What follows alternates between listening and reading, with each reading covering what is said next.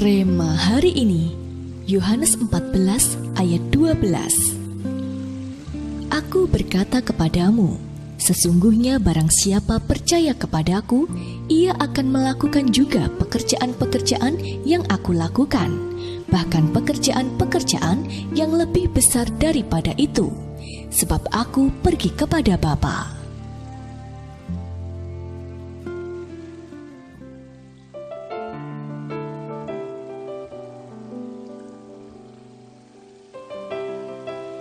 Setelah janji Bapa tentang turunnya Roh Kudus digenapi, Tuhan mulai membawa gerejanya masuk dalam kegerakan apostolik. Jemaat mula-mula menanggapinya dengan begitu berapi-api. Semakin hari mereka bertumbuh dalam Tuhan dan pertobatan jiwa-jiwa semakin nyata. Di tengah-tengah gegap gempita arus gerakan itu adalah seorang wanita penjual kain ungu di kota Tiatira yang mengalami pertobatan karena pemberitaan Paulus dan Silas. Ia pun dibaptis dan mengalami hidup yang baru. Namun pertobatannya tidak berhenti sampai di situ. Ia dipenuhi dengan urapan apostolik, sehingga ia membuka rumahnya sebagai tempat pemberitaan Injil. Akibatnya, pertobatan jiwa-jiwa semakin masif terjadi. Dicatat di Alkitab bahwa ketika Paulus dan Silas keluar dari penjara di kota itu, mereka pergi ke rumah Lydia.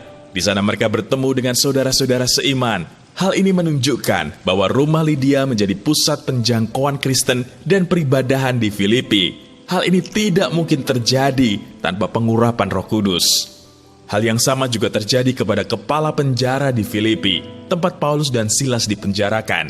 Ketika Tuhan menunjukkan kuasa-Nya dan membebaskan Paulus serta Silas dari penjara, hal itu membawa pertobatan bagi kepala penjara itu. Lagi-lagi, pertobatan itu tidak berhenti sampai di situ saja. Kepala penjara ini membawa Paulus dan Silas datang ke rumahnya, sehingga Injil pun diberitakan kepada seluruh isi rumahnya. Inilah yang terjadi jika urapan apostolik dicurahkan. Tidak bisa tidak, pertobatan jiwa dan pelipat gandaan jumlah orang yang diselamatkan pasti terjadi.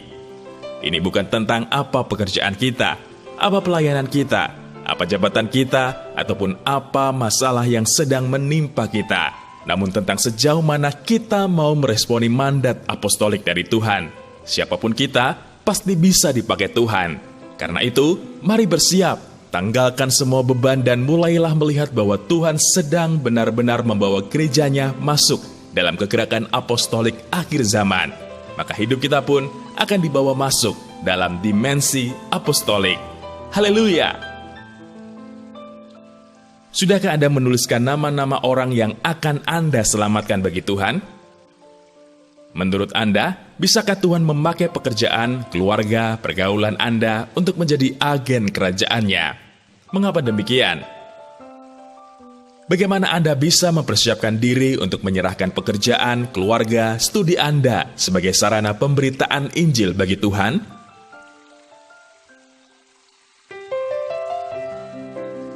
Tuhan, terima kasih atas keselamatan yang sudah Engkau anugerahkan bagi kami. Kami tahu hal itu tidak boleh berhenti pada diri kami. Kami harus bergerak dan mau memberi diri dipakai, supaya keselamatan itu bisa berlipat kali ganda, dan nama-Mu semakin dipermuliakan melalui hidup kami. Di dalam nama Tuhan Yesus, kami berdoa. Amin. Tuhan sedang membawa gerejanya masuk dalam dimensi apostolik.